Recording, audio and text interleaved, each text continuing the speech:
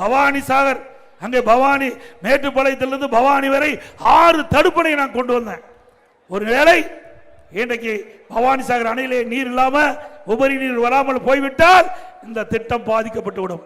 இந்த அத்திக்கடை அவிநாசி திட்டத்தில் இருக்கின்ற விவசாயிகள் பாதித்து விடுவார்கள் என்று எண்ணி நான் ஒரு விவசாயி இருக்கின்ற காரணத்தினாலே, அந்த அருமை நீருடைய அருமை தெரிந்த காரணத்தினாலே 6 தடுப்பணை பவானி ஆற்றிலே கட்டுவதற்கு ஆணையிட்டு 2 அணைகள் நான் முதலமைச்சர் இருக்கிற காலத்திலே பணி துவங்கப்பட்டு 25-30% நடைபெற்றது.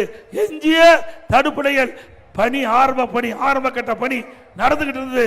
ஆட்சி மாற்றம் திமுக ஆட்சிக்கு பிறகு அந்த தடுப்பணையினுடைய உயரத்தை குறைச்சிட்டாங்க. எவ்வளவு கேவலமான அரசாங்கம், எவ்வளவு பெரிய திட்டம். இன்னைக்கு 1.25 டிஎம்சி 6 தடுப்பணையும் கட்டப்பட்டால் 1.25 டிஎம்சி தண்ணி தேக்கலாம். இன்றைக்கு மழை காலத்திலே உபரியா போகின்ற நீரை ஆங்காங்கே தடுப்பணை கட்டி தேக்கி நமக்கு தேவையான அத்திக்கடை அவிநாசி திட்டத்திற்கு தேவையான நீரை நம்முடைய விவசாயிகளுக்கு கொடுக்கலாம், ஏரி குளத்தை நிரப்பலாம். இப்படி இந்த திட்டத்திற்கு திராவிட முன்னேற்ற கழக அரசும் வேண்டும் என்ற பல்வேறு பிரச்சனைகளை உருவாக்கி அந்த தடுப்பணையுடைய உயரத்தை குறைச்சி அதை கட்டியிருக்கிறாங்க.